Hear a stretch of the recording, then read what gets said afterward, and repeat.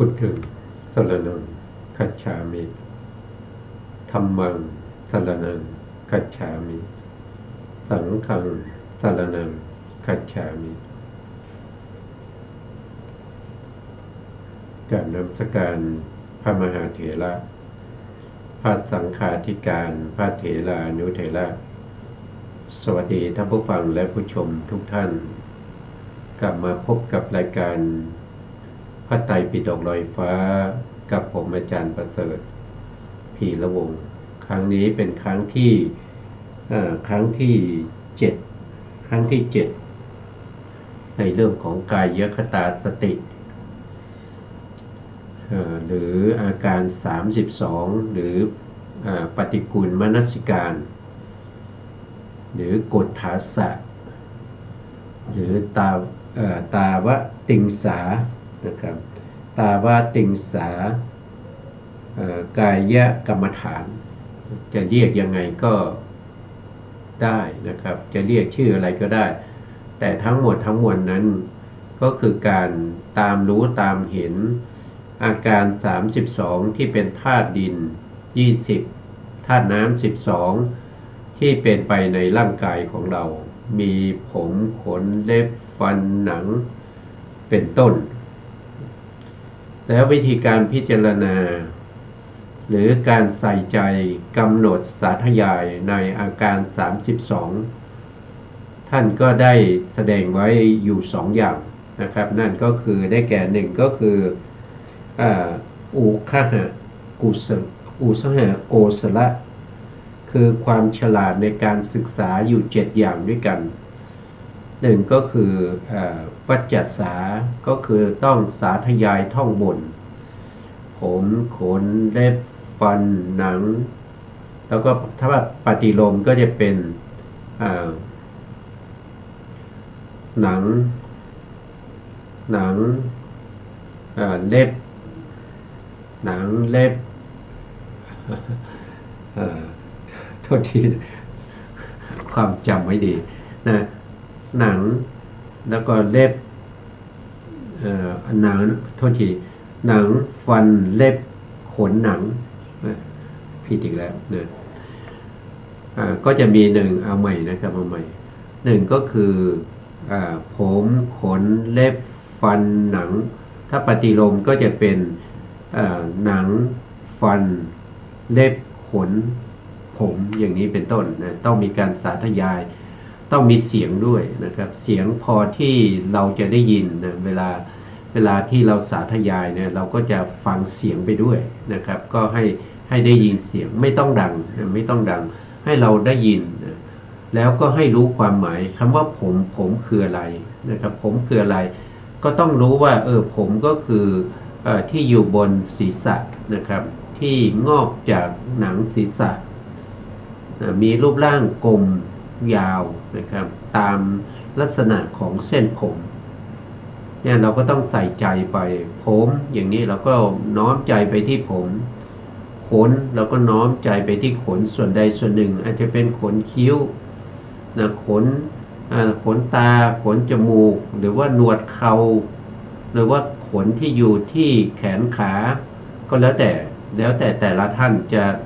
มีอัธยาศัยที่เห็นขนอยู่ตรงไหนที่ปรากฏชัดเจนนั้นก็น้อมไปตรงนั้นนะก็น้อมไปตรงนั้นเล็บนะเล็บก็อยู่ที่ปลายนิ้วนะปลายนิ้วปลายเท้านิ้วเท้านิ้วมือก็น้อมใจไปหนังก็อยู่ทั่วตัวนะครับตรงไหนก็ได้นะแต่ให้ดูเห็นว่ามันคล้ายๆเป็นมันก็เป็นถุงนั่นแหละเป็นถุงอะไรเป็นถุงที่ใส่สิ่งที่โสโครกใส่สิ่งที่เป็นปฏิกูลเป็นสิ่งที่ไม่สะอาดน่าเกลียดทั้งหลายนะมีอะไรบ้างนะครับก็มีเนื้อเอ็นกระดูกเยื่อในกระดูกม้ามนะมีหัวใจมีตับมีพังผืดมีตับมีปอดนะมีไส้ใหญ่ไส้น้อยอาหารใหม่อาหารเก่ามันสมองนะพวกนี้ทั้งหมดทั้งมวลก็อยู่ในกายของเรานี้นะเราก็น้อมใจไปอันนี้คือเรียกว่าเป็นการ ปฏิบัติในข้อที่เรียกว่าอุคหะโกศลคือความฉลาดในการศึกษาอยู่7อย่างหนึ่งก็คือวัจจสาคือการท่องบนสาธยายถึงอาการ32นั้นสองก็คือมนัสสคือพิจารณาด้วยใจพิจารณาด้วยใจสามก็คือวัณโตก็ต้องรู้ถึงสีสีผมมีสีอะไรขนมีสีอะไรเล็บฟันหนังอะไรพวกนี้ก็มีสีนะครับเราก็ต้องใส่ใจในสีด้วยนะและสันฐานคืออะไรสันฐานก็คือรูปร่างสันฐานของสิ่งเหล่านั้นนะครับเป็นอย่างไรนะแล้วก็ข้อที่5นะข้อที่5ก็คือทิสาโตก็คืออยู่ในส่วนไหนของร่างกายนะครับอยู่ในส่วนบนหรือส่วนล่างอย่างเช่นผมก็ต้องอยู่บนหัวนะครับหัวก็เป็นส่วนบนอย่างนี้นะโอกาสโตก็คือพิจารณาเป็นที่ตั้งนะครับเช่นผมตั้งอยู่ตรงไหนบนหนังศีรษะนะครับแล้วก็มีรากผมอย่างลงไปในหนังศีรษะนะครับอย่างนี้เป็นต้นเราก็ต้องมีการพิจารณา7ก็คือพิจารณาถึงปริเฉทโตคือพิจารณาโดยการกำหนดขอบเขตครับกำหนดขอบเขตเช่นเส้นผมนะท่านก็จะกำหนดด้วยผมนั้นอย่างลงไปในหนังศีรษะประมาณประมาณเม็ดข้าวสารเปลือกแล้วก็ในรูผมนั้นก็อย่างลงไปมีผมเส้นเดียวไม่มีผม2เส้นอยู่ด้วยกันในรูนั้นนะอันนี้เป็นการพิจารณาหรือเป็นการกำหนดรู้โดยที่เขาเรียกว่าเป็นอุคหะโกศลคือความฉลาดในการศึกษา7อย่าง2ก็คือต้องมีการใส่ใจถึงความฉลาดในการพิจารณา10อย่างเรียกว่ามนสิกาละโกศลก็จะมี10อย่างด้วยกันนะครับครั้งที่แล้วเราก็ศึกษาไปนะครับเราก็ศึกษาไปเราก็ไปดูเพิ่มเติมสักเล็กน้อยนะครับมาดูเป็นการทบทวนเป็นการทบทวนในส่วนที่เป็นมนสิกาละโกศลคือความฉลาดในการพิจารณาอยู่10อย่างก็คืออนุบุพโตพิจารณาตามลำดับโดยไม่กระโดดข้ามหมวดก็คือหมายถึงว่าอาการ32เนี่ยท่านก็จะแบ่งเป็นหมวดนะถ้าดินมี20นะ20ท่านก็แบ่งหมวดละ5นะหมวดละ5ในแต่ละหมวดก็จะอย่างเช่นหมวดที่1เนี่ยก็คือวักกะปัญจกะอย่างเนี้ยวักกะปัญจกะก็คือผมขนเล็บฟันหนังนะครับที่เป็นหมวดที่1นะครับผมขนเล็บฟันหนังเขาจะเรียกว่าเป็นตัดจะปัญจกะนะครับมีหนังเป็นที่5นะครับอันนี้ก็เป็นหมวด1นะครับหมวดที่2ก็จะเป็นวักกะปัญจกะมีไตเป็นที่5นะครับก็มีเนื้อเอ็นกระดูกเยื่อในกระดูกแล้วก็ไตหมวดที่3นะหมวดที่3ก็เป็นปภาสปัญจกะมีปอดเป็นที่5หัวใจตับพังผืดม้ามปอดหมวดที่4ก็มี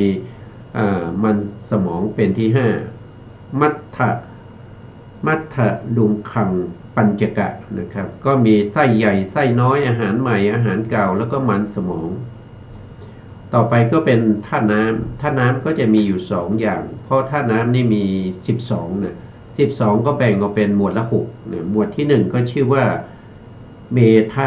ชักกะนะครับก็มีน้ำดีเสมหะน้ำเหลืองน้ำเลือดเหงื่อมันข้นในหมวดที่2ก็จะมีท่านก็เรียกว่ามุตตะชักกะน้ำตา น้ำมันน้ำมันเหลวน้ำลายน้ำมูกน้ำมันไขข้อมูดตังนะครับก็มีอยู่ทั้งหมด6หมวดด้วยกันเวลาที่เราพิจารณาก็ต้องเป็นไปตามลำดับไม่กระโดดข้ามไปก็ข้ามมานะครับสับสนวุ่นวายมันจะทำให้เราเนี่ยไม่สามารถที่จะเข้าถึงปฏิภาคนิมิตไม่สามารถเข้าถึงอุปจารสมาธิ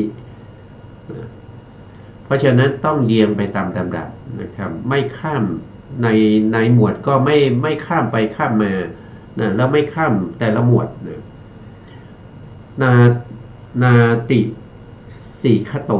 การพิจารณาโดยไม่รีบร้อนนะครับเวลาพิจารณาเวลาสาธยายก็ไม่ต้องรีบร้อน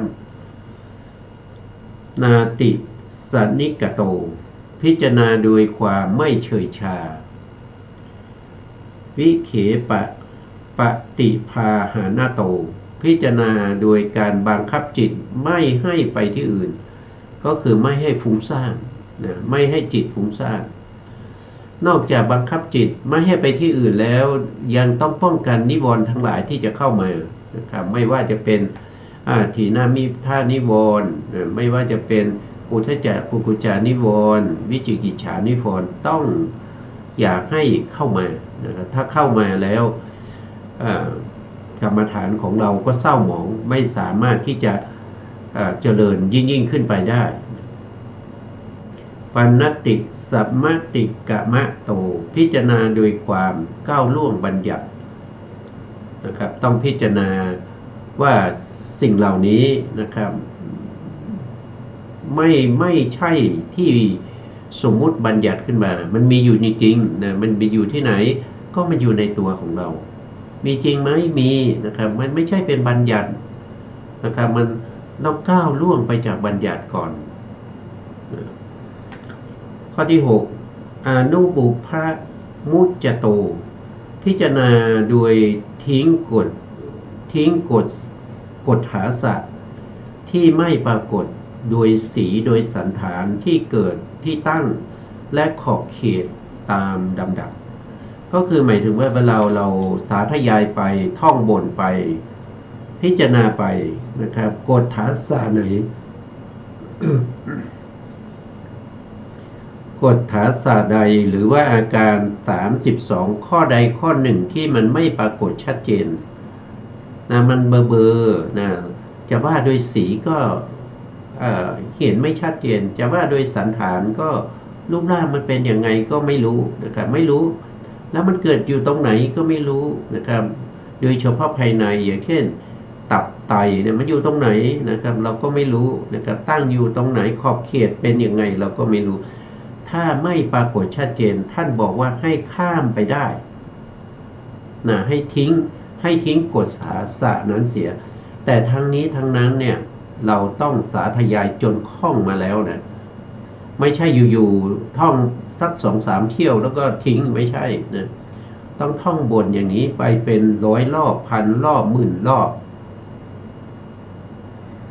ให้มากที่สุดนะให้สภาวะธรรมเหล่านั้นปรากฏขึ้นมาก่อน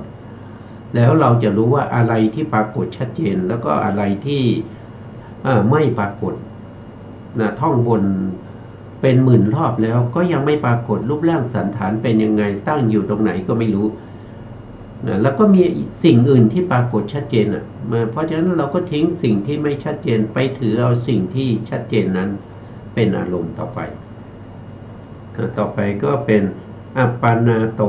พิจารณาในกฎฐานสะอย่างใดอย่างหนึ่งให้เข้าถึงอัปปนาการเข้าถึงอัปปนาได้กฎฐานสะนั้นจะต้องปรากฏชัดเจนปรากฏชัดเจนเมื่อปรากฏชัดเจนแล้วเราก็ใช้กฎฐานสะที่ปรากฏชัดเจนนั้นพิจารณากำหนดเพ่งอยู่ตรงนั้นให้กฎฐานสะนั้นมีสภาพเป็นปฏิภาคคณิมิตเดิมนี่จะเป็นปริกรรมเนี่ยเป็นปริกรรมนิมิตต่อมาเมื่อสมาธิเริ่มมากขึ้นเริ่มสงบขึ้นก็จะเป็นอุคหานิมิต ก็ไปติดอยู่ที่ใจหลับตาก็จะเห็นกฎฐานสะเหล่านั้นนะครับเมื่อพิจารณาไปเรื่อยๆที่ติดที่ใจนั้นก็จะมีสภาพที่เปลี่ยนไปเป็นปฏิภาคนิมิตเห็นได้ด้วยความสดใสชัดเจนขึ้นนะครับก็ไปเพ่งที่ปฏิภาคนิมิตนะเพ่งแล้วก็บ่นสาธยายไปด้วยน้อมใจไปในสภาพของกฎฐานศาสตร์นั้นไม่นานก็จะเข้าถึงอัปปนานะครับก็จะเข้าถึงอัปปนาหมายถึงว่าเวลาเข้าเนี่ยไม่ใช่กฎฐานศาสตร์เข้าไปทั้งหมดเลยนะไม่ใช่ว่าพิจารณาผมขนเล็บฟันหนังแล้วก็ผมขนเล็บฟันนั้นปรากฏชัดเจนไม่ใช่อย่างนั้นนะครับมันจะปรากฏชัดเจนเฉพาะอันใดอันหนึ่งหรือว่าอาจจะปรากฏชัดเจนสองสามกฎฐานศาสตร์เมื่อปรากฏชัดเจนมากเนี่ยเราก็ต้องพิจารณาอยู่ในกฎฐานศาสตร์ที่ชัดเจนเหล่านั้นเมื่อเรากำหนดอยู่เรื่อยๆอย่างนี้สิ่งที่ชัดเจนก็จะปรากฏขึ้นโดยตัวที่มันชัดเจนยิ่งขึ้นนั้นก็จะปรากฏนะส่วนที่ชัดเจนบ้างไม่ชัดเจนบ้างหรือว่าชัดเจนน้อยกว่าเราก็ปล่อยวางนะครับปล่อยวางเพ่งเอาเฉพาะส่วนที่ปรากฏชัดเจนเพื่อที่เราจะได้มีอารมณ์เป็นปฏิภาคนิมิตอารมณ์ใดอารมณ์หนึ่งตั้งมั่นได้เป็นปฐมฌาน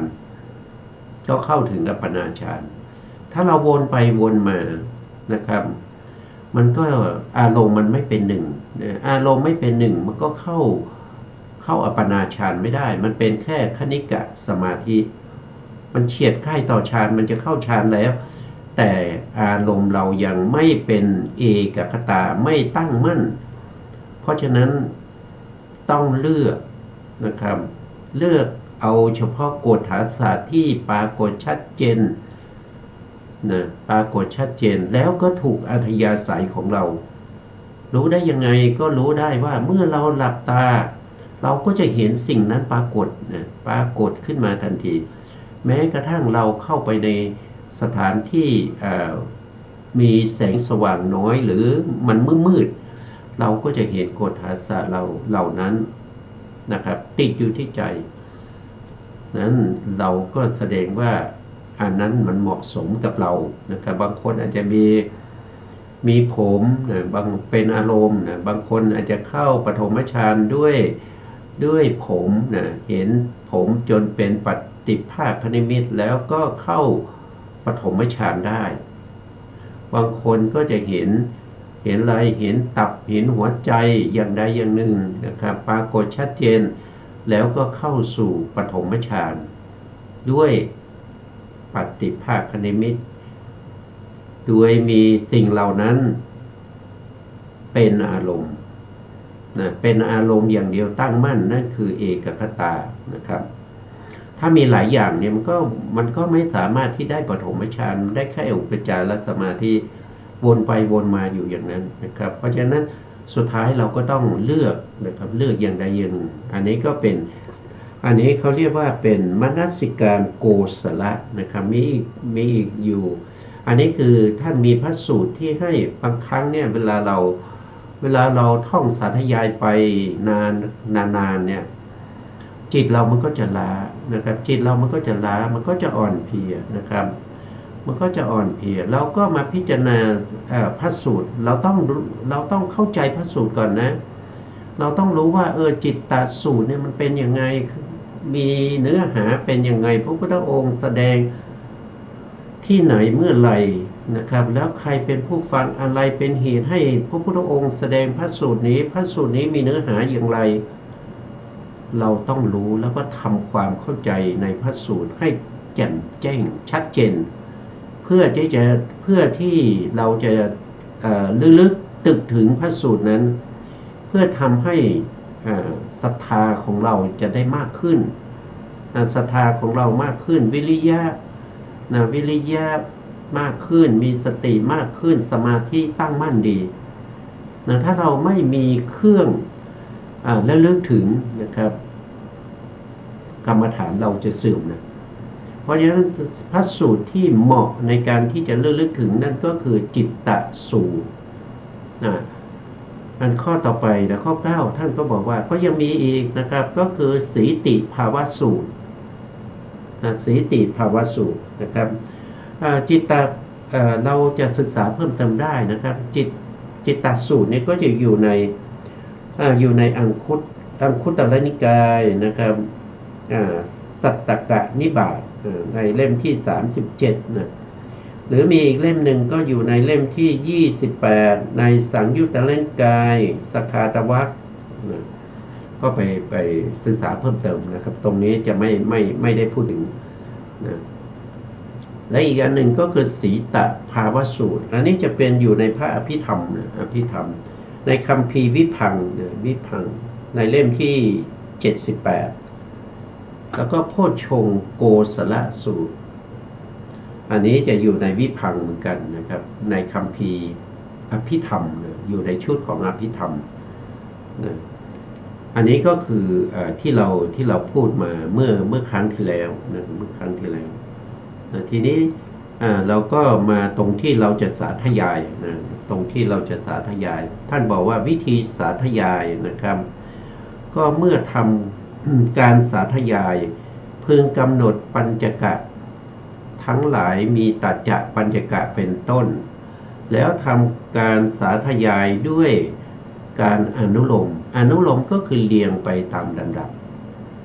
ก็คือลมมานักขาทันตาตาโจอันนี้ก็คือเรียงตามลำดับคือเรียงตั้งแต่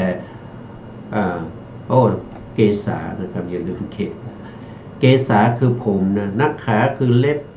เกษาคือผมลงมาคือขนนักขาคือเล็บทันตาคือฟันตาโจคือหนังแต่เวลาเราสาธยายเนี่ยเราเลือกเฉพาะภาษาที่เราคือเรานึกถึงเราสาธยายแล้วเรานึกถึงสภาพนั้นได้นึกถึงกฎฐานศาสตร์นั้นได้ถ้าเราเกษาลงมานักขาทันตาตาโจมันเป็นบาลีมันไม่ถูกกับเราไม่เชี่ยวชาญในเรื่องบาลีเกษาเราก็นึกมันคืออะไรมันอยู่ตรงไหนเกษาอยู่ตรงไหนอย่างนี้มันก็ไม่เกิดประโยชน์นะครับเพราะฉะนั้นถ้าเป็นอย่างนี้เราก็ใช้ภาษาของตัวเองนะครับเราเป็นคนไทยเราก็ใช้ผมขนเล็บฟันหนังผมเราก็รู้ผมก็อยู่บนหัวนะครับขนขนมีมากเลยนะมีทั้งขนคิ้วขนตานะครับมีหนวดมีเข่านะครับมีขนที่ไหนในรูจมูกก็มีนะครับแขนก็มีขาก็มีขนเราก็รู้อย่างนี้การสาธยายอย่างนี้จะทำให้เราเนี่ยได้กรรมฐานเร็วขึ้นเพราะใจเรามันน้อมไปที่ขนอยู่แล้วนะเล็บเราก็รู้นะครับเล็บก็อยู่ปลายนิ้วนะนิ้วมือนิ้วเท้าเนี่ยเป็นเล็บนะครับเราก็น้อมไปที่เล็บของเรานะฟันเราก็รู้ว่าฟันมันอยู่ในปากนะครับอยู่ในปากมันตั้งอยู่บนเหงือกนะครับมีฟันบนฟันล่างเรียงกันอยู่นะครับเราก็น้อมใจไปนะครับหนังนี่ก็เป็นสิ่งที่มีอยู่ทั่วร่างกายนะครับมีอยู่ทั่วไปนะครับตั้งแต่หัวจนถึง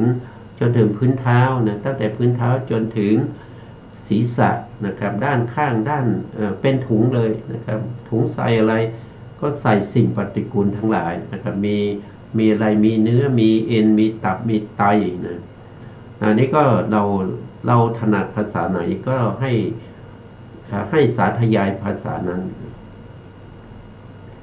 พึงสาธยายโดยปฏิโลมนะปฏิโลมก็จะกลับนะครับก็ต้องเริ่มตั้งแต่ตาโจมากันนะตาโจทันตานักขาลงมาเกษาอันนี้คือปฏิโลมย้อนกลับถ้าเป็นภาษาไทยก็จะเป็นผมก็จะเริ่มตั้งแต่หนังเนี่ยหนังฟันเล็บขนผมอย่างเงี้ย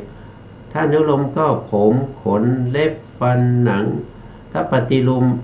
ลมก็เป็นหนังฟันเล็บขนผมเนี่ยก็ต้องท่องสาธยายอย่างนี้นะอันนี้คือ อันนี้คือหมวดที่1นะครับที่เรียกว่าเป็นตัดโจปัญจกะต้องสาธยายอย่างนี้นะครับต่อมาก็จะเป็นในหมวดที่2เขาเรียกว่าเป็นวรรกะปัญจกะนะวรรกะปัญจกะวรรกะนี่แปลว่าไตนะครับแปลว่าไตแปลว่าไตนะครับวรรกะปัญจกะก็คือมีไตเป็นที่5นะครับเวลาสาธยายนะผู้ที่ชอบบาลีนะครับก็จะเป็นมังสังนักหาลุอัตถิมินชังวักกังผู้ที่ชอบภาษาไทยก็จะเป็นเนื้อเอ็นกระดูกเยื่อในกระดูกไตก็จะต้องสาธยายอย่างนี้ถ้าเป็นปฏิโลมนะปฏิโลมก็วักกังอัตถิมินชังอัตถินักหาลุมังสังแล้วก็ต่อด้วยอะไรต่อด้วยปฏิโลมนะปฏิโลมของหมวดที่1ก็จะเป็นตัดโจทันตานักขาลมมาเกษาถ้าเป็นภาษาไทยก็จะได้อย่างนี้นะไตเยื่อในกระดูกเอ็นเนื้อหนังฟันเล็บขนผมอันนี้ได้สองปัญจกะแล้วนะครับ2ปัญจกะทั้งอนุโลมแล้วก็ปฏิโลมนะปัญจกะที่1ก็เป็นตัจจะปัญจกะปัญจกะที่2ก็จะเป็นวรรกะปัญจกะนะครับก็คือมีไตเป็นที่5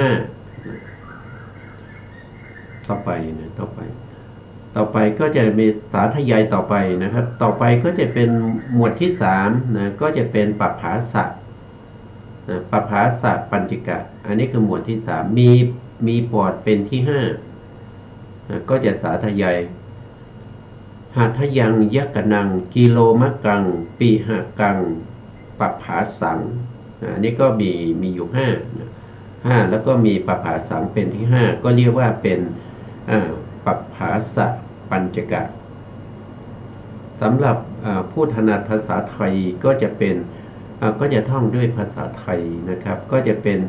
หัวใจตับพังผืดม้ามปอดแล้วถ้าเป็นปฏิโลมก็จะเป็นปัปภาสังปีหกังกิโลมะกังยักกนังหัตถยังวักกังอันนี้คือไปต่อในหมวดที่2ในหมวดที่2วรรกะปัญจกะนะครับก็เป็นปฏิโลมนะวรรกะอัตถิมินชังอัตถินหาลูมังสังตะโจทันตาตะโจนี้ก็จะเป็นหมวดที่1นะครับก็จะเป็นหมวดที่1ก็เป็นปฏิโลมเหมือนกันนะครับตะโจทันตานักขาลมมาเกษาถ้าเป็นภาษาไทยก็ปอดม้ามพังผืดตับหัวใจไตเยื่อในกระดูกเอ็นเนื้อหนังฟันเล็บขนผมอันนี้ได้ไป3หมวดได้ไป3หมวดแล้วก็ต้องท่องแล้วก็สาธยายอย่างนี้นะครับนะต้องทำอย่างนี้คือ1เนี่ยนะครับในหมวดที่1ในหมวดที่1นี้เราจะต้องท่องทั้งในส่วนที่เป็นอนุโลมแล้วก็ปฏิโลมนะอนุโลมแล้วก็ปฏิโลมอนุโลมแล้วก็ปฏิโลมนะครับให้คล่องปากไปก่อนนะแล้วก็ไปต่อในหมวดที่2นะครับในหมวดที่2ก็จะเป็นมังสังนหาลูอัตถิมินชังวักกังแล้วก็ปฏิโลมก็เป็นวักกังอัตถิมินชังอัตถินหาลูมังสังให้คล่องก่อนนะครับให้คล่องก่อนหมวดที่1และหมวดที่2คล่องแล้วนะเมื่อคล่องแล้วก็เอาหมวดที่1นะครับที่เป็นปฏิโลมนะมาต่อในหมวดที่2นะครับมาต่อยังไงนะครับมาต่อยังไง ก็ดูตรงนี้นะตรงนี้ท่านบอกว่ามาต่อนะครับมาต่อก็คือตรงนี้นะครับเนี่ยวักกังอัตถิมินชังอัตถินักหาลูมังสังอันนี้เป็นหมวดที่สองนะเป็นหมวดที่สองที่เป็นปฏิโลมแล้วก็ต่อด้วยหมวดที่หนึ่งที่เป็นปฏิโลมนั่นก็คือตัดโจทันตานักขาโลมาเกสานะเราก็จะเห็นได้ว่าท่านทิ้งอนุโลมนะท่านไม่ได้เอาอนุโลมมาต่อนะครับนะท่านทิ้งอนุโลมของหมวดที่หนึ่งอนุโลมหมวดที่หนึ่งก็คือเกสาโลมานักขาทันตาตาโจท่านไม่ได้เอามาต่อนะครับนะถ้าเป็นภาษาไทยท่านก็จะต่อด้วยนะครับว่ากามก็คือไตนะไตเยื่อในกระดูกเอ็นเนื้อหนังฟันเล็บขนผมอันนี้เป็นก็คือนำมาหมวดที่หนึ่งกับหมวดที่สองนี้มาเชื่อมต่อกันนะครับแต่ก่อนที่จะเชื่อมหมวดที่หนึ่งและหมวดที่สองต่อกันนั้นจะต้องสาธยายในหมวดที่หนึ่งทั้งอนุโลมและปฏิโลมให้คล่องปากไปก่อนแล้วก็สาธยายในหมวดที่สองนะครับในหมวดที่สองที่เป็นวรรคกังปัญจกะนั้นให้คล่องปากไปก่อนทั้งอนุโลมแล้วก็ปฏิโลมเมื่อคล่องแล้วเมื่อคล่องปากแล้วนะครับก็เอาหมวดที่หนึ่งที่เป็นปฏิโลมนั่นก็คือหนังฟันเล็บขนผมมาต่อเชื่อมเข้ากับปฏิโลมในหมวดที่สองปฏิโลมในหมวดที่สองก็ไตเยื่อในกระดูกนะครับกระดูกเอ็นเนื้ออันนี้เป็นหมวดที่สองเป็นปฏิโลมนะครับแล้วก็เอาหมวดที่หนึ่งที่เป็นปฏิโลมมาเชื่อมต่อก็จะเป็นหนังฟันเล็บขนผมต้องคล่องปากก่อนพอคล่องปากแล้วเนี่ยนะครับก็ไปในหมวดที่สามหมวดที่สามก็จะเป็นปภาสะปัญจกะเนี่ยปภาสะปัญจกะนะครับก็จะมีหัทยังยักกนังกิโลมะกังพังผืดปีหกังถ้าแปลมาก็เป็นหัวใจตับพังผืดม้ามปอดแล้วก็ต้องสวดเป็นปฏิโลมด้วยนะสวดเป็นปฏิโลมต่อนะครับก็จะเป็นปภาสังปิหกังกิโลมะกังยักกนังหัทยังนะยักกนังหัทยังอันนี้คือหมวดที่สามนะหมวดที่สามก็เช่นเดียวกันต้องอนุโลมแล้วก็ปฏิโลมให้คล่องก่อนเมื่อคล่องแล้วนะเมื่อว่าจนติดปากแล้วเนี่ยนะก็เอามาต่อเชื่อมกันนะครับในส่วนที่เป็นปฏิโลมด้วยกันนะในส่วนที่เป็นปฏิโลมโดยเอาหมวดที่สามที่เป็นปฏิโลมมาก่อนนะครับนั่นก็คือปภาสังปีหกังกิโลมะกังนะครับตรงนี้ยักกนังหัทยังอันนี้เป็นหมวดที่สามนะเป็นปฏิโลม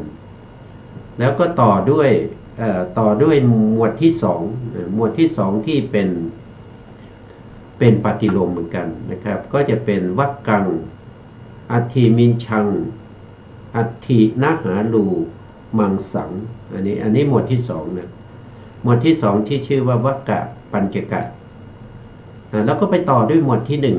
หมวดที่หนึ่งก็เป็นปฏิโลมเหมือนกันก็จะเป็นตัดโจทันตานักขาโลมาเกสาเนี่ยก็ได้สามหมวดแล้วได้สามหมวดถ้าเป็นภาษาไทยนะครับก็เป็นปอดม้ามพังผืดตับหัวใจไตเยื่อในกระดูกเอ็นเนื้อหนังฟันเล็บขนผมอันนี้ก็เป็นภาษาไทยนะถ้าเราท่องอย่างนี้จนคล่องแล้วจิตใจเราก็ไม่ฟุ้งซ่านจิตใจแล้วก็เกาะอยู่กับโกฏฐาสะหรืออาการ32ตามที่เราสาธยายติดต่อกันไปเรื่อยๆนะครับจะเป็น100 ครั้งพันครั้งหรือ10,000 ครั้งก็แล้วแต่เอาจนคล่องก่อนคล่องปากนะครับคล่องปากติดใจนะครับใจมุ่งอยู่ในโกฏฐาสะเหล่านั้น แล้วถึงจะเพิ่มต่อไปนะครับก็เพิ่มในหมวดที่ 4หมวดที่ 4ก็จะเป็นมัทธลุงคังปัญจกะก็จะเป็นอันตันอันตะคุณังอุทลิยังกาลีสังมัทธลุงคังไส้ใหญ่ไส้น้อยอาหารใหม่อาหารเก่ามันสมองอันนี้เป็นอนุโลมนะหลังจากอนุโลมเราสาธยายอนุโลมจนคล่องแล้วนะเราก็สาธยายเป็นปฏิโลมต่อนะปฏิโลมก็จะเป็นมัทธลุงคังกาลีสังอุทลิยังอันตะคุณังอันตังท่องตรงนี้ให้คล่องไปก่อนนะครับอย่าเพิ่งไปต่อนะอย่าเพิ่งไปต่อหมวดอื่นนะครับเอาตรงนี้ให้คล่องปากนะครับก่อนเมื่อคล่องปากแล้วก็เอาหมวดที่ 3มาต่อโดยปฏิโลมนะหมวดที่ 3ปฏิโลมก็จะเป็นปภาสังปีหากังกิโลมะกังยักกนังหัตถยังแล้วก็ไปต่อด้วยหมวดที่ 2ที่เป็นปฏิโลมก็เป็นวักกังอัตถิมินชังอัตถินะหาลุมังสังนะครับแล้วก็ไปต่อหมวดที่ 1เป็นปฏิโลมตัดโจทันตานักขาลงมาเกษาเนี่ยนะทั้งหมดจะเป็นปฏิโลมเลยนะครับก็จะเป็นปฏิโลมสุดท้ายก็จะเป็นปฏิโลมนะครับไม่ว่าจะเป็นหมวดที่ 1หมวดที่ 2หมวดที่ 3นะครับแล้วก็ปฏิโลมอย่างนี้เอาหมวดที่ 1ไปต่อท้ายเลยนะครับแล้วเอาหมวดที่4นะขึ้นหน้าหมวดที่4นะครับปฏิโลมอันกฎศาสตร์ที่20นั่นก็คือได้แก่มัทธลุงคังมันสมองมัทธลุงคังมันสมองกาลิสังอาหารเก่าอุทยังอาหารใหม่อันตังไส้น้อยอันตะคุณังไส้น้อยอันตังไส้ใหญ่ปภาสังก็คือปอดปีหกังก็คือไตกิโลมะกังก็คือพังผืดยักกนังก็คือตับหัตถยังหัวใจวักกังคำว่าวักกังกับวักกังเนี่ยบางที่ก็แปลว่าม้ามนะแต่ในที่นี้ท่านแปลว่าท่านแปลว่าไตนะท่านแปลว่าไตนะครับเพราะฉะนั้นก็จะสลับกันกับวักกังสลับกันกับอะไรเดี๋ยวสลับกันกับปีหกังนะปีหกังนะครับบางครั้งก็สลับกันนะปีหกังกับวักกังเนี่ยนะครับเราตามหนังสือนะครับตามที่ท่านได้อธิบายในที่นี้นะเราก็มาเริ่มวิธีนะครับมัทธลุงคังกาลีสังอุทลิยังอันตะคุณังอันตังอันนี้เป็นหมวดที่4นะหมวดที่ 4ที่เรียกว่าเป็นมัทธลุงคังปัญจกะแล้วก็เป็นปฏิโลมด้วยนะครับคือสุดท้ายจะเป็นปฏิโลมนะปฏิโลมแล้วก็เอาหมวดที่ 4ขึ้นก่อนแล้วก็ตามมาด้วยหมวดที่3นะหมวดที่ 3ก็เป็นปฏิโลมนะครับขึ้นมาก็จะเป็นปภาสังปีหกังกิโลมะกังยักกนังหัตถยังแล้วก็ตามมาด้วยหมวดที่ 2ที่เป็นปฏิโลมวักกังอัตถิมินชังอัตถินะหาลูมังสังแล้วตามมาด้วยปฏิโลมของหมวดที่ 1ตัดโจทันตานักขาลมมาเกษาบางท่านจะไม่ชอบบาลีนะครับเพราะว่าท่องบาลีแล้วนึกถึงกฎทัสสะไม่ทันว่าอยู่ตรงไหนนะก็ใช้ภาษาไทยนะภาษาไทยก็จะเป็นมันสมองอาหารเก่าอาหารใหม่ไส้น้อยไส้ใหญ่ปอดม้ามพังผืดตับหัวใจไตเยื่อในกระดูกเอ็นเนื้อ หนังฟันเล็บขนผมนะก็ให้เลือกนะให้เลือกแล้วแต่เราจะถนัดแล้วแต่เราจะชอบนะครับเราชอบแบบไหนก็เอาแบบนั้นนะต่อไปนะครับในลำดับต่อไปนะครับก็ให้สวดในส่วนที่เป็นเมทชักกะเมทชักกะก็คืออันนี้เป็นธาตุน้ำแล้วนะธาตุน้ำก็คือท่านพูดถึงเมโทนี่คือน้ำมันข้นเป็นที่6ชักกะนี่แปลว่า6นะชักกะนี่แปลว่า6เมโทนะครับเมโทหรือเมทะนะครับสมาธิเข้ามากับชักกะก็กลายเป็นเมทะชักกะนี่ก็จะเป็นอนุโลมก่อนนะครับอนุโลมก่อนปีตังเสมหังบุโพโลหิตตังเตโทเมโทอันนี้ก็มีอยู่6นะครับมีอยู่6นี้เรียกว่าเป็นเมทะชักกะมีเมโทเป็นที่6แปลเป็นภาษาไทยนะปีตังก็คือได้แก่น้ำดีนะน้ำดีเสมหังก็คือเสมหะบุโพน้ำเหลืองโลหิตังน้ำเลือดเตโทน้ำเหงื่อน้ำเหงื่อเมโทน้ำมันข้นนอกเราจะต้องสวดอนุโลมนี้ให้ติดปากนะครับแล้วต่อไปเราก็จะสวดเป็นปฏิโลมนะโดยเป็นปฏิโลมก็จะย้อนกลับนะครับก็คือเมโทเสโทโลหิตตังบุโพเสมหังปิตังนะต้องท่องทั้งอนุโลมแล้วก็ปฏิโลมให้คล่องก่อนนะเมื่อคล่องแล้วนะเมื่อคล่องปากนะครับแล้วก็ติดตาติดใจแล้วนะก็ต่อไปในส่วนที่ในหมวดที่2ต่อไปในหมวดที่2ต่อไปในหมวดที่2ก็จะเป็นตรงนี้นะในหมวดที่2ก็จะเป็นอสุนะครับอสุวัสสาเขโลสิงคานิกาลัสสิกามุตตังน้ำตาน้ำมันเหลวน้ำลายน้ำมูกน้ำมันไขข้อแล้วก็น้ำมูดท่องให้คล่องก่อนนะเมื่อคล่องแล้วเราก็มาท่องคล่องทั้งอนุโลมและปฏิโลมแล้วนะเราก็มาท่องปฏิโลมเพื่อที่จะต่อกรรมฐานที่เราท่องคล่องมาแล้วนะครับก็ท่องด้วยปฏิโลมนะอันนี้คือเวลาที่เราสาธยายจนคล่องปากแล้วนะแล้วก็มาต่อด้วยปฏิโลมก็เป็นเมโทเสโทโลหิตตังบุโพเสมหังปิตัง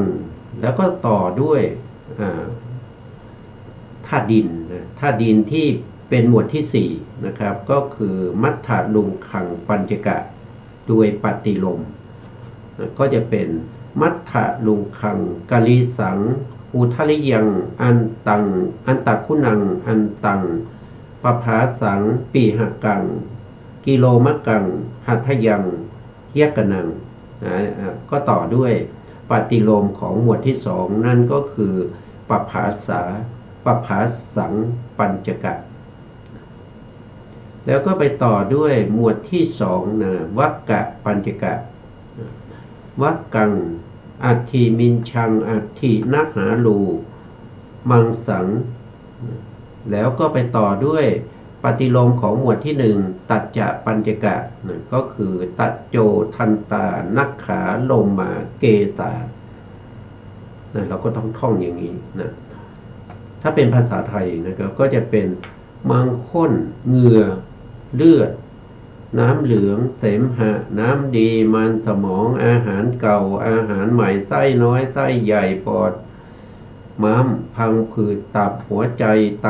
เยื่อในกระดูกเอ็นเนื้อหนังฟันเล็บขนผมต้องมีความพยายามมีความขยันนะมีความขยันในการที่จะท่องบนสาธยายนะถึงจะได้ผลนะครับถ้าเราไม่สาธยายมันจะไม่ได้ผลนะมันจะไม่ได้ผลอาจารย์ท่านบอกว่ามันไม่ได้ผลนะครับมันไม่สามารถที่จะให้ได้ ปฐมฌานได้มันต้องสาธยายมันต้องบ่นใจต้องใจต้องน้อมไปในกฎทัสสะเหล่านั้นต่อมาในหมวดสุดท้ายนะครับ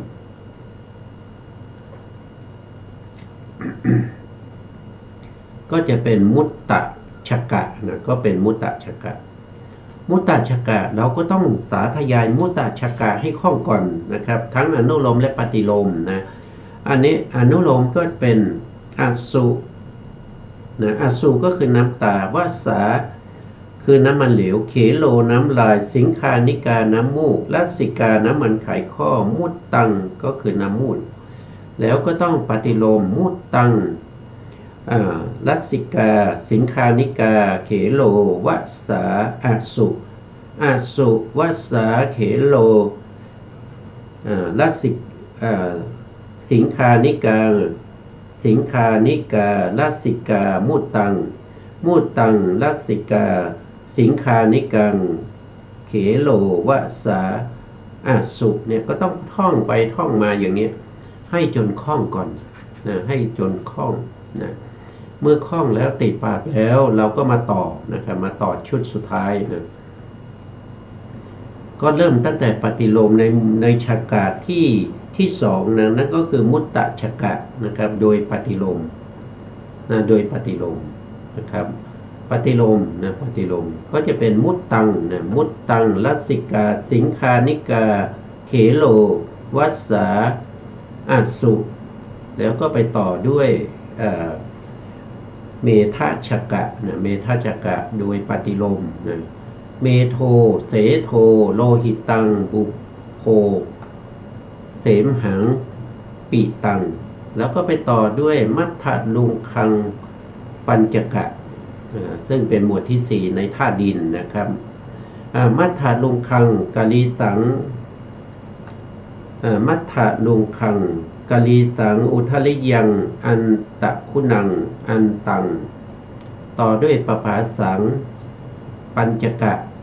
ในหมวดที่3ปภาสังปีหกังกิโลมะกังหาทยังยักกนังแล้วก็ไปต่อด้วยหมวดที่2วักกะปัญจกะวักกังอัตถิมินชังอัตถินาหาลูมังสังไปต่อหมวดที่1นะหมวดที่1ปฏิโลมตัดโจทันตานักขาลมมาเกสาบางท่านจะใช้ภาษาไทยก็ท่านก็แปลไว้ตรงนี้นะครับมูดไขข้อน้ำมูดน้ำลายน้ำมันเหลวน้ำตาน้ำมันข้นเหงื่อเลือดน้ำเหลืองเสมหะน้ำดีมันสมองอาหารเก่าอาหารใหม่ไส้น้อยไส้ใหญ่ปอดม้ามพังผืดตับหัวใจไตเยื่อในกระดูกเอ็นเนื้อหนังฟันเล็บขนผมเนี่ยอันนี้ก็จะจบได้ทั้งหมดแล้วนะครับได้ทั้งปัญจกะทั้ง5แล้วก็ได้ชกะ2รวมแล้วก็จะเป็นอาการ32ธาตุน้ำ12ธาตุดิน20แต่ต้องสาธยายจนคล่องนะครับจนคล่องแล้วก็ติดปากนะครับไม่ใช่สาธยายแบบเราสาธยายนะครับเขาต้องสาธยายโดยไม่ช้านักแล้วก็ไม่เร็วนะครับต้องให้พอดีให้พอดีระดับไหนก็ระดับที่กรรมฐานจะเกิดนะครับปฏิภาคนิมิตจะปรากฏตรงไหนนะครับตรงนั้นคือตรงที่สมบูรณ์ที่สุดนะครับจะช้าจะเร็วนะครับต้องขึ้นอยู่กับแต่ละบุคคลนะครับแต่ละบุคคลนะคนมีอายุนะครับก็ช้าหน่อยนะครับก็ช้าหน่อยถ้าอายุหนุ่มๆนะครับพิสูจน์ที่บวชอายุสัก20-30เนี่ยก็จะท่องได้สบายนะครับแต่ขออย่างเดียวนะขอให้มีความขยันในการท่องมีความอดทนมีความเพียรมีสติมีสมาธิแล้วก็มีศรัทธานะครับศรัทธานี่สำคัญนะครับ นะศรัทธาในโกฏฐัสสะว่าเราสามารถที่จะท่องบนสาธยายโกฏฐัสสะเพื่อให้ได้มาซึ่งปฐมฌานนะครับเขาทำได้เราก็ต้องทำได้นะครับเราก็จะต้องทำได้เหมือนกับเขาเข้าฌานได้โดยปฐมฌานโดยโกฏฐัสสะ32อาการ32หรือว่าปฏิกูลมนสิการได้เราก็ทำได้นะครับเราเขามีเขามีปัญญาเราก็มีปัญญานะครับเขามีศรัทธาเราก็มีศรัทธานะครับไม่ใช่ว่าเขาจะมีศรัทธาแต่เพียงผู้เดียวเราก็มีนะครับเขามีวิริยะเราก็มีวิริยะนะเขามีสติเราก็มีสติเหมือนกันนะครับเขามีสมาธิเราก็มีสมาธินะครับเรามีความศรัทธาในคำสอนของพระพุทธเจ้าว่าประพฤติปฏิบัติได้แล้วก็เข้าถึงปฐมฌานได้เราก็เชื่อมั่นในตัวเองด้วยนะครับเชื่อมั่นในตัวเองว่าตัวเองทำได้แล้วก็จะทำได้เองนะครับถ้าเราไม่เชื่อมั่นในตัวเองนะครับแล้วเราไม่เชื่อในคำสอนของพระสัมมาสัมพุทธเจ้าแล้วเราจะเข้าถึงปฐมฌานได้ยังไงเราจะพิจารณาอาการ32โดยความเป็นปฏิกูลแล้วก็เข้าฌานได้มันต้องมีศรัทธานะครับต้องมีศรัทธาในคำสอนพระพุทธเจ้าศรัทธาในพระพุทธเจ้าก่อนนะครับว่าพระพุทธองค์เนี่ยเป็นสัพพัญญูนะพระพุทธองค์เป็นผู้ที่ตรัสรู้อริยสัจสี่ได้ด้วยพระองค์เองนะสิ่งที่พระพุทธองค์สั่งสอนนี้พระพุทธองค์ได้ทดสอบได้ทำมาแล้วก็สามารถทำได้จึงนำมาสั่งสอนพวกเรานะครับเมื่อพวกเราได้ยินได้ฟังคำสั่งสอนของพระพุทธเจ้าแล้วก็เกิดศรัทธาทั้งพระพุทธองค์แล้วก็ทั้งกรรมฐานที่เป็นโกฏฐัสสะแล้วก็มาศรัทธาตัวเองด้วยเชื่อมั่นในตัวเองว่าเราทำได้เราจะทำให้ดูนะครับเราก็พยายามในการท่องสาธยายตามที่ท่านได้แสดงไว้นะเมื่อเราท่องบนอยู่อย่างนี้บ่อยๆนะมันก็จะติดปากนะครับติดปากติดใจนะครับแล้วมันก็จะมีสมาธิตั้งมั่นเข้าถึงอุปจารสมาธิปฏิภาคนิมิตในโกฏฐัสสะนะครับ32อย่างใดอย่างหนึ่งก็จะปรากฏชัดเจนแก่เราเมื่อถึงตอนนั้นเราก็ทิ้งโกฏฐัสสะทั้งหมดมายึดถือปฏิภาคนิมิตนะครับที่เกิดจากโกฏฐัสสะอย่างใดอย่างหนึ่งนั้นเป็นอารมณ์เพ่งจนกระทั่งปฏิภาคนิมิตนั้นนะครับผ่องใสยิ่งขึ้นสามารถที่จะขยายปฏิภาคนิมิตหรือย่อปฏิภาคนิมิตนั้นได้นะครับเข้าถึงปฐมฌานนี่ก็เป็นทางเดินนะเป็นทางเดินของผู้ที่ปฏิบัติในเรื่องของสมถะเรียกว่าเป็นฌานลาภีบุคคลฌานลาภีบุคคลเมื่อได้สมถะอย่างนี้แล้วเนี่ยก็เอาสมถะนั้นมาเป็นบาตรในการเจริญวิปัสสนาต่อไปนะครับสมถะที่ได้มาแล้วเนี่ยถ้าเราไม่เอาไปเจริญวิปัสสนาสมถะนั้นก็ไม่มีความหมายนะครับไม่มีความหมายในที่นี้คือไม่ได้เข้าถึงความหลุดพ้นไม่ได้เข้าถึงความเป็นอริยบุคคลครับวันนี้เวลาเราหมดแล้วนะครับสุดท้ายนี้ขอกราบขอบคุณพระครูสมุทรวิสุวัฒน์วรกิจโจผู้อำนวยการสถานีวิทยุเพื่อการศึกษาพระพุทธศาสนาและวัฒนธรรม FM 104.5 เมกะเฮิรตซ์วัดฝายหินจังหวัดเชียงใหม่และขอกราบขอบคุณพระครูปริยัติยานุศาสตร์ขอบคุณท่านผู้ฟังและผู้ชมทุกท่านนะครับที่ให้เกียรติติดตามในรายการ